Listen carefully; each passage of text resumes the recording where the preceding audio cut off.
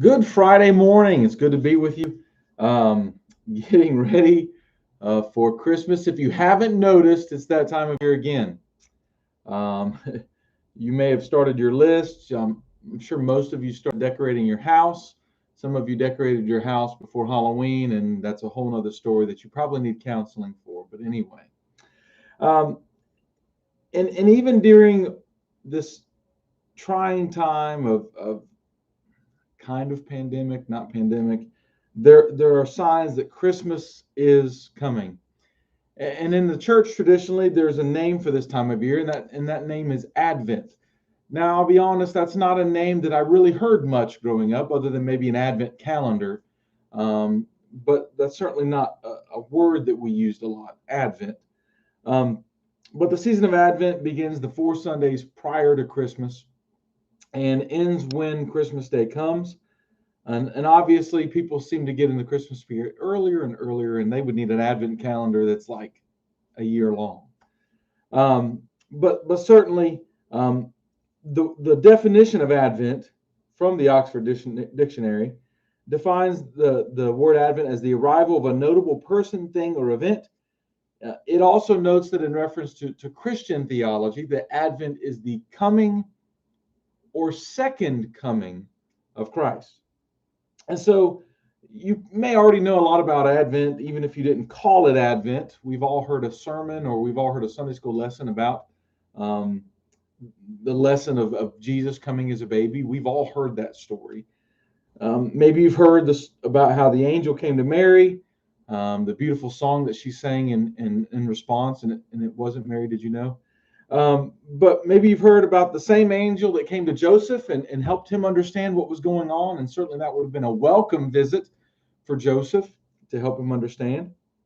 Maybe you've read about Elizabeth and Zachariah when the angel came and they were given a son after years of being barren. And this child is going to prepare the way for Messiah. Or maybe you've simply heard the story of the baby in a manger. Wherever you've been, you have heard the story of Advent. And these stories are very much what it's about. But notice if you go back to that definition I mentioned, that all of these things are kind of the first half of the definition.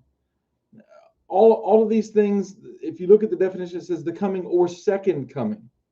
And so they're all regarding the first coming of Jesus and the one where he came in a manger as a baby. But this time of year, in which the church is to think about, I think, the other coming a little bit more.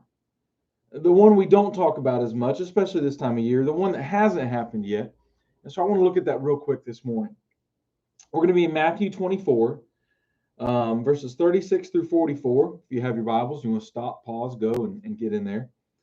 It says, "But about that day or hour no one knows, not even the angels in heaven, nor the Son, but only the Father. As it was the days of Noah, so it will be at the coming of the Son of Man. For in the days before the flood, people were eating and drinking, marrying and giving in marriage, up to the day Noah entered the ark, and they knew nothing about what would happen until the flood came and took them all away. That is how it will be at the coming of the Son of Man. Two will be in the field, one will be taken and the other left.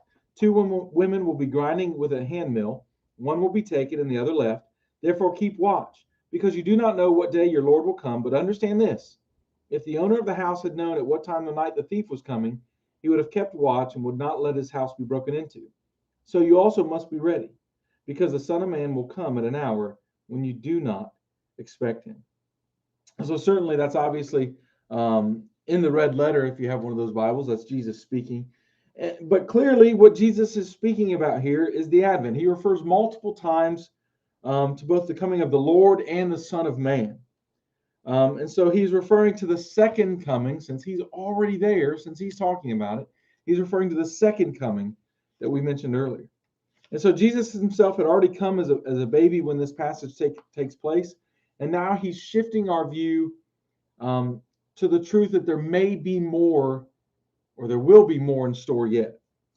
And so that's kind of what I want us to do and look at today, and take in the possibility that this may have this time of year may hold more for us than the things that we typically celebrate this time of year. And so Jesus starts telling the disciples about the second coming. He makes it clear one thing: no one but the Father knows when he is going to return. I don't know why people try to say this is when he's going to come. Now, God did give us guidelines of things that are going to happen before he comes. But he does not give us those guidelines so that we can go, okay, April 15th of 2023, Jesus is coming. And no, I'm not saying he's coming on April 15th, 2023, because that is foolish to try to give a date for when Jesus is coming. And so that's not what he does, but he does give us those guidelines. And he starts telling his disciples about his second coming. They don't know when it's going to be made. There are going to be some big signs. There are going to be some announcements. And even in his first coming, there were big signs, there were announcements. But there was also these things where maybe people didn't know about it. You know, we don't have, maybe the innkeeper knew, maybe he didn't. Maybe the people in the town knew something big was going on. Maybe they didn't. It's hard to know. The angels couldn't help but declare Jesus' birth to the nearby shepherds. And we know that a star was placed in the sky that the wise men found and followed and probably came a year or 2 or 3 later. But these wise men did share that knowledge with the rulers of the day. And so certainly Jesus tells the disciples that the second time he comes, no one's going to know when he's coming. We'll all know when he comes, but before that, we're not going to know. And so Jesus tells us clearly that no one knows, and that's why we need to be on guard and ready. And certainly we have those own moments in our lives when we think we know when something is. Like I go back to my school time where you're sitting in class and you had something due and you forgot, or you thought it was due a different day, or maybe you show up and there's a test and you completely forgot that there was a test. Not that it ever happened to me, Mom. But Jesus is trying to warn of his disciples of something even more important than forgetting a test or forgetting something that's due. Jesus recalls the story of Noah when trying to explain his warning. And so during the time of Noah, people were sinful just like they are today, just like we are today. They didn't know or love the Lord. And that sounds very familiar. And so Noah obeys. He builds this ark in anticipation of the flood. And the people continued to live their lives the way they always did, as normal. And in the end, they all perished except for Noah and his family. And so in the same way, Jesus is speaking to the disciples of a broken and sinful world, a world that needs to be saved. And so Jesus has come to do the saving, but those who don't want it don't listen. It's common today. And so they're going to be found unprepared when he returns. And so in the time of Noah, those who were outside the ark were lost and they perished in the flood. In the second coming, we're going to see Jesus warn that those who are not followers of him are lost. And they're going to be the ones that perish. And so Jesus goes on to emphasize that everyone is going to find themselves prepared or unprepared when he returns. And he doesn't say that all those who are working the fields will be found to love him and will be saved, and all those women who are working in the handmill will be found sinners and perish. The scariest part is we don't know each other's hearts. Yes, we can see fruit. Yes, we can see certain things, but we're also deceitful. And the only one who knows those things is the Lord. And we have to be seeking to love the Lord and let others know of his love at all times, because we don't know their hearts and we don't know when Jesus is going to return. Remember, he says, but be ready, because the Son of Man will come at an hour when you do not expect him. And so we want to think about and anticipate not only the coming of celebrating the coming of the baby Jesus, and we're going to be celebrating that this month for sure, but we also want to have our hearts right as we seek the second coming of Jesus Christ, which is part of Advent. The one when we have no idea when it's going to occur. We celebrate Christmas on December 25th. Who knows for sure when Jesus came, on what date? We have some ideas, but no real fact on that.